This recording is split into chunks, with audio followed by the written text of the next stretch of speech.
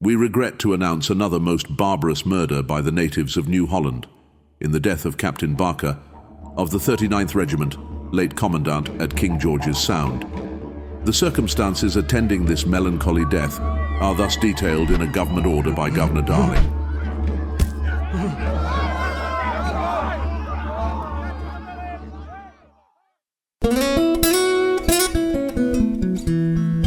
G'day, I'm Peter. And g'day, I'm Greg. Welcome to Today's Stories from Our Past, a podcast about a history of Australia from about 1800 onwards. The story is told through the experiences of those who lived it. We'll tell you stories about Australia that you probably haven't heard before.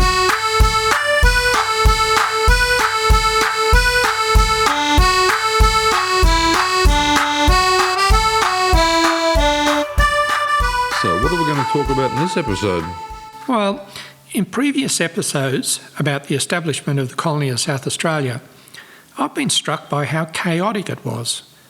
Apart from the odd choices of some people for their roles, the whole business of going to KI first and setting up camp there while waiting for Colonel Light to decide on the best site for the main town of the colony meant that there was a delay between arriving and getting onto the land and planting crops, etc.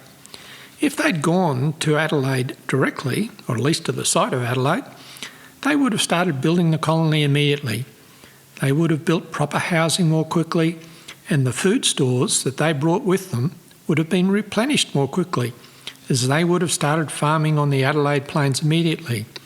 So, my question is, could it have been done any better? Yeah, but wasn't the plan to go to KI based on the Sutherland report?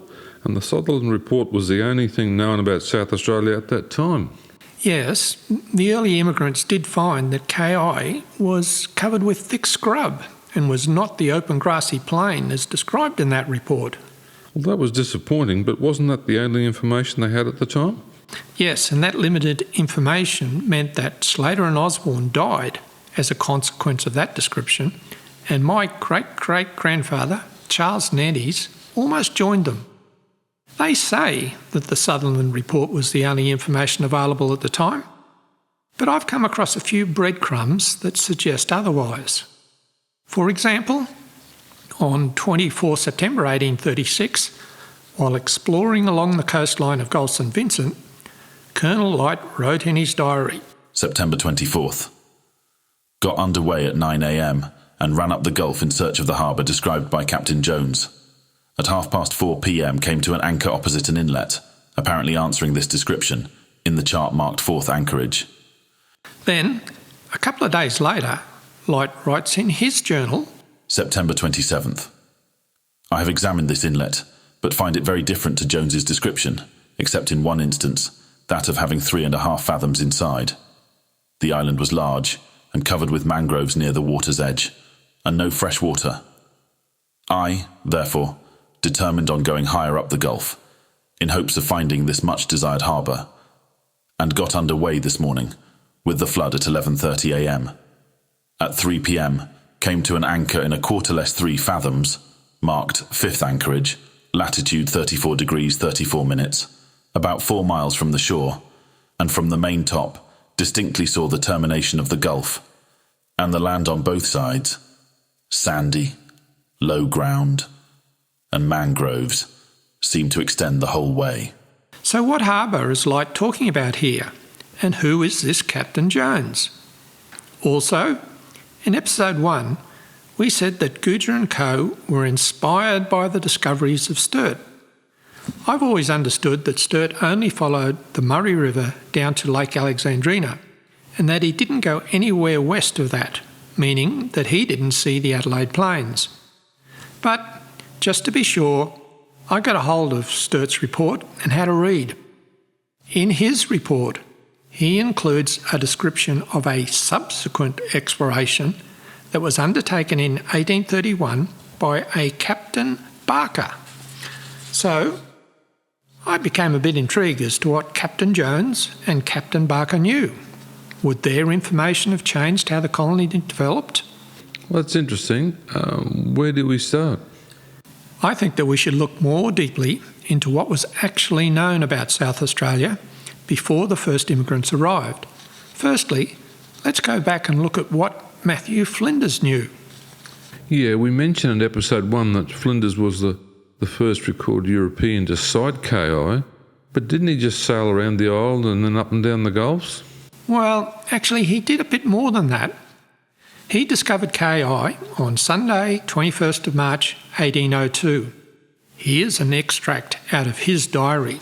Next morning, however, on going toward the shore, a number of dark brown kangaroos were seen feeding upon a grass plot by the side of the wood, and our landing gave them no disturbance. I had with me a double-barreled gun fitted with a bayonet, and the gentlemen, my companions, had muskets. It would be difficult to guess how many kangaroos were seen, but I killed 10, and the rest of the party made up the number to 31, which were taken on board in the course of the day. The least of them weighed 69 pounds, and the largest 125 pounds. These kangaroos had much resemblance to the large species found in the forest lands of New South Wales, except that their colour was darker and they were not wholly destitute of fat. After this butchery, for the poor animals suffered themselves to be shot in the eyes with small shot, and in some cases to be knocked on the head with sticks, I scrambled with difficulty through the wood and over fallen trees to reach higher land with the surveying instruments, but the thickness and height of the wood prevented anything else from being distinguished. There was little doubt, however, that this extensive piece of land was separated from the continent, for the extraordinary tameness of the kangaroos and the presence of seals upon the shore concurred with the absence of all traces of men to show that it was not inhabited. So, Flinders correctly concluded that no people lived on the island. He also commented about the difficulty of scrambling through the scrub. Importantly, he didn't make any comment about open grassy plains. If he saw fine agricultural land, I think he would have made a point of noting that. Yeah, that's interesting. Okay, so what about this Captain Jones fellow? Well, Captain John Jones was a whaling captain who also did some exploring along the South Australian coastline. There she goes! As well as whaling, Jones also took on the role of explorer in search of suitable settlement locations around the South Australian coast. He did this on behalf of commercial entrepreneurs in Tasmania. This happened in the early 1830s. So this was before the official British settlement we've talked about in 1836. Jones, as captain of the schooner the Henry from Van Diemen's Land, was credited with finding in 1834 a fine harbour on the South Australian mainland with an island in the entrance and an anchorage inside. Although he didn't know it at the time, he'd actually found the future Port Adelaide. Then, Launceston merchant Henry Reed, who owned the Henry, had wider interests beyond whaling. In 1833, Jones on the Henry visited KI and then proceeded up St Vincent's Gulf and put exploration parties ashore at various points and returned to Launceston, making a report on the suitability of the country for settlements. Jones recommended Cape Jarvis and the eastern shores of Gulf St Vincent as the most suitable sites for settlement. The eastern shore of Gulf St Vincent is where Holdfast Bay is. That's modern-day Glenelg. You should remember that the existence of Gulf St Vincent was well known, as Flinders had actually mapped it in 1802. So Captain Jones knew about Port Adelaide and the Adelaide Plains before 1836 and recommended it for settlement. Yeah, at least 23 Tasmanian-based whaling vessels had been actively engaged in whaling in South Australian waters from 1814 to 1849. So the idea of a colony there was suggested before 1836, at least by the Tasmanians. Jones was a Sydney-born son of a Welsh convict transported for stealing linen. In Tasmania, he learned whaling and sealing skills. He either owned or by 1830 had shares in 3 whaling ships. From 1831 to 34 in the Henry, Jones took whaling parties and stores to KI and brought back oil. In 1833, Jones supplied whaling gear and provisions for merchant John Griffiths' whaling station at Hog Bay on KI, and took passengers John Sinclair, John Taylor, and Taylor's wife and child to visit the island. Taylor's wife was probably the first European woman to visit South Australia. During his voyages to South Australia, Jones engaged in sealing expeditions while looking for good land, soil and water in Spencer's Gulf, Gulf St Vincent and around Cape Jarvis. Jones was among those who had first contact with the First Nations people there. In 1833, Jones met a First Nations group consisting of about 10 families at Cape Jarvis. It was later reported that 5 of the men worked for him occasionally, and 2 were with him constantly for near 5 months. They were very useful and willing to work for a trifling remuneration. To the 2 who remained with him long, he gave them pistols, powder and shot. To others, slop clothing. He saw their women and children only at a distance and saw no other natives on the rest of the coast along Gulf St Vincent, but their fires were very numerous. Jones explored Gulf St Vincent in 1834 when he found the entrance to the future Port Adelaide. He also was searching for fresh water, as KI was in a drought at the time. The island's lack of water would stymie its chances of being the site for the first official British colony in 1836. Now that's interesting. This Captain Jones fella had found what would become the future Port Adelaide, and somehow Colonel Light knew about his discoveries. Perhaps the planners back in England decided to go to KI because of the open grassy plains for agricultural mentioned in the Sutherland report, that they were unaware of Jones's knowledge. I mean, after all, Tasmania was at the end of the earth from England, and perhaps knowledge of Jones's findings hadn't got back to England. Yeah, that's probably so. But in episode 1, we noted that news of Captain Sturt's exploration in southern Australia created the initial interest in South Australia as a colony. So even if they didn't know about Jones's findings in England, I thought I would find out exactly what Sturt knew. Sturt published details of his exploration in a report entitled 2 Expeditions into the Interior of Southern Australia during the years 1828, 1829, 1830, 1831, with observations on the soil, climate and general resources of the colony of New South Wales. This report was published in England in 1834. That's before the colony was set up. What's really interesting about this report is that Sturt also includes information from another explorer, one Captain Collett Barker. Okay, I haven't heard of him. What did he do? Captain Barker explored the Adelaide Plains in April 1831. What? That's 5 years before the colonists went to KI.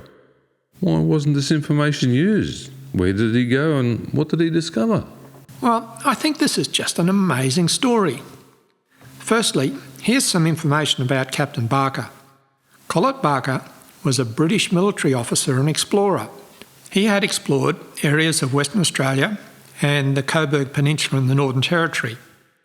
In 1831, on the recommendation of Charles Sturt, who had visited the shoaled mouth of the Murray River in the previous year, Barker was sent to explore the east coast of Gulf St Vincent in South Australia to see if another channel from the Murray entered the sea there. The east coast of Gulf St Vincent is where Adelaide is today. On 13 April 1831, Barker and his party arrived at Cape Jarvis on the Isabella. He examined the coast and found that there was no channel connecting across to the Murray River. But Barker kept looking around. Exploring further north, Barker found the Onkaparinga River on 15 April. He then explored the ranges inland, north of the present site of Adelaide, and climbed Mount Lofty, where he sighted the Port River Inlet, Barker Inlet and the future Port Adelaide. This was, arguably, his most important sighting. He then moored the Isabel near the present-day Yakantalila Bay and went overland to explore the area around Lake Alexandrina and Encounter Bay. On 29 April 1831, Barker and his party reached the Murray mouth. By himself, Barker swam across the narrow channel the next morning and went over a sandhill and was never seen again. A few days later, the rest of his party learned that the local First Nations people had killed Barker. It's speculated that they may have mistaken him for a whaler or a sealer, many of whom had previously abducted First Nations women from there. The First Nations men responsible for Barker's murder were identified, but no retaliation or punitive action against those believed responsible was undertaken. Okay, so Barker and his party saw the land around where Adelaide would eventually be built, but he was killed soon after. Does that mean his knowledge never reached England? No. Members of Barker's expedition party survived, notably a Mr. Kent. Kent knew all about the Adelaide area. Subsequently, in 1834, Sturt produced his report. Sturt's report includes details of Barker's 1831 expedition. I've seen an advertisement for this report in a British newspaper dated 17 August 1833. Again, this is before the colony was established. Yeah. So Sturt's report was published before the modified version of Captain Sutherland's report was published in 1834. Is there any relevant information in Sturt's report? Absolutely. Sturt's report is quite long, but here are a few selected gems. Barker had explored around the Adelaide Plains and found and named the Sturt River. Today, this river enters St Vincent Gulf at Glenelg, so he saw the future site of Adelaide. Under the heading, Inviting Country, Mount Lofty, Sturt's report says, The party were quite delighted with the aspect of the country on either side of the inlet, and with the bold and romantic scenery behind them. The former bore the appearance of natural meadows, lightly timbered and covered with a variety of grasses. The soil was observed to be a rich, fat, chocolate-coloured earth, probably the decomposition of the deep blue limestone that showed itself along the coast hereabouts. So they described the area around where modern Adelaide is located as being natural meadows, lightly timbered and covered with a variety of grasses. What else would future colonists be asking for? Well, when discussing the view from Mount Lofty, the report says, Immediately below the point on which they stood, Mr. Kent says, a low undulating country extended to the northward as far as he could see. It was partly open and partly wooded, and was everywhere covered with verdure. It continued round to the eastward, and apparently ran down southerly at the opposite base of the Mount Barker range. I think there can be but little doubt that my view from the southeast, that is, from the lake, extended over the same or a part of the same country. Captain Barker again slept on the summit of the range near a large basin that looked like the mouth of a crater, in which huge fragments of rocks made a scene of the utmost confusion. These rocks were a coarse grey granite, of which the higher parts and northern termination of the Mount Lofty range are evidently formed, for Mr. Kent remarks that it superseded the schistose formation at the ravine we have noticed, and that, subsequently, the sides of the hills became more broken, and valleys, or gullies, more properly speaking, very numerous. Captain Barker estimated the height of Mount Lofty above the sea at 2,400 feet, and the distance of its summit from the coast at 11 miles. Mr. Kent says they were surprised at the size of the trees on the immediate abrow of it. They measured one and found it to be 43 feet in girth. Indeed, he adds, vegetation did not appear to have suffered either from its elevated position or from any prevailing wind. Eucalypti were the general timber on the ranges, one species of which, resembling strongly the black-butted gum, was remarkable for a scent peculiar to its bark. He then describes what would become Port Adelaide. the report says. He had, however, previously to this examined the indentation in the coast which he had observed from Mount Lofty, and had ascertained that it was nothing more than an inlet. A spit of sand projecting from the shore at right angles with it concealed the mouth of the inlet. They took the boat to examine this point, and carried 6 fathoms soundings round the head of the spit to the mouth of the inlet, when it shoaled to 2 fathoms, and the landing was observed to be bad, by reason of mangrove swamps on either side of it. Mr. Kent, I think, told me that this inlet was from 10 to 12 miles long. Mangrove swamps either side of the inlet? That's a frequent description of the entrance to Port Adelaide given by passengers and crew of ships entering there. After that description, Sturt's report goes on. Between this inlet and the one formerly mentioned, a small and clear stream was discovered, to which Captain Barker kindly gave my name. On landing, the party, which consisted of the same persons as the former one, found themselves in a valley which opened direct upon the bay. It was confined to the north from the chief range by a lateral ridge that gradually declined towards and terminated at the rocky point on which they had landed. The other side of the valley was formed of a continuation of the main range, which also gradually declined to the south and appeared to be connected with the hills at the extremity of the cape. The valley was from 9 to 10 miles in length and from 3 to 4 in breadth. In crossing it, they ascertained that the lagoon from which the schooner had obtained a supply of water was filled by a watercourse that came down its centre. The soil in the valley was rich, but stony in some parts. There was an abundance of pasture over the whole, from amongst which they startled numerous kangaroos. The scenery towards the ranges was beautiful and romantic, and the general appearance of the country such as to delight the whole party.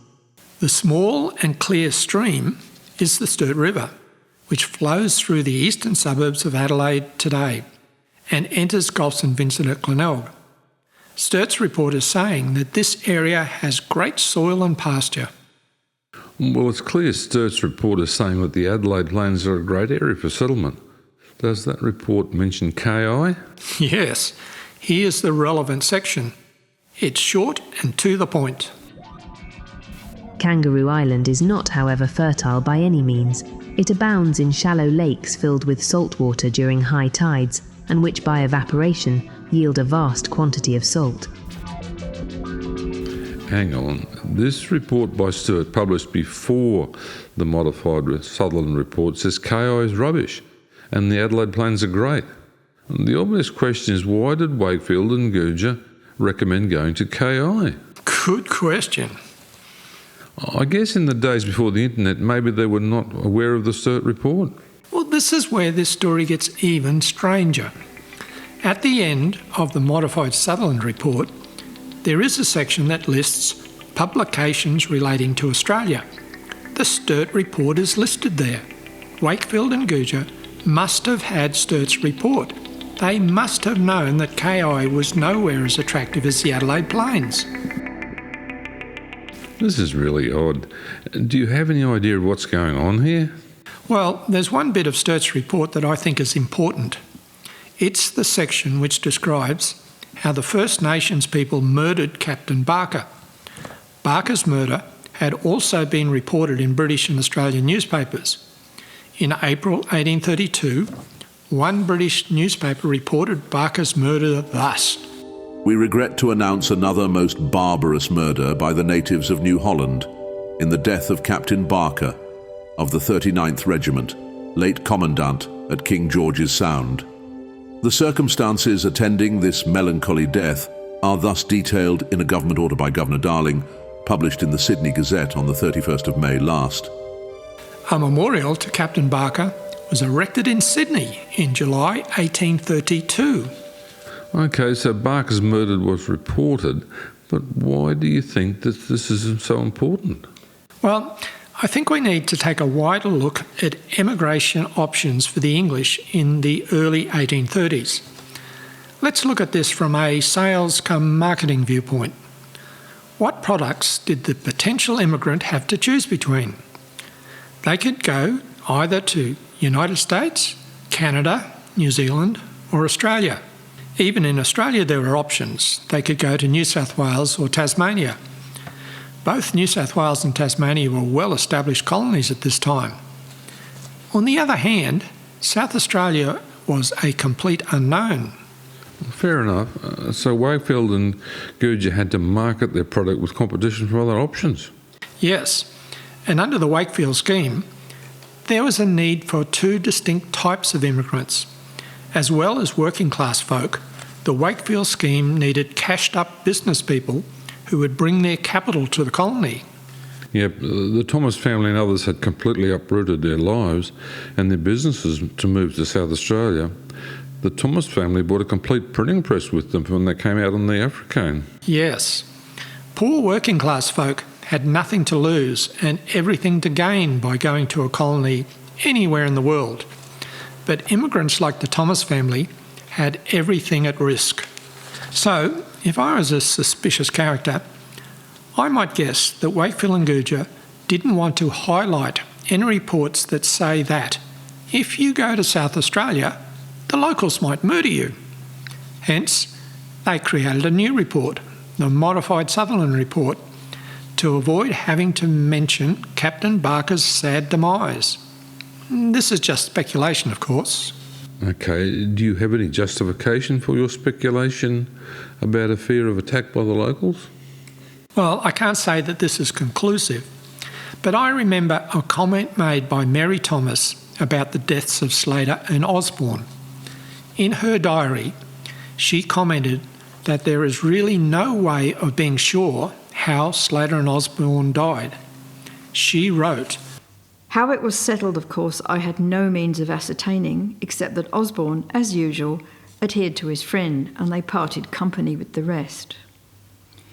All my endeavours to obtain a satisfactory explanation for their absence failed, and though I repeatedly questioned all those who returned, and Fisher in particular, I could get no other answer than that they were on their way and would soon arrive.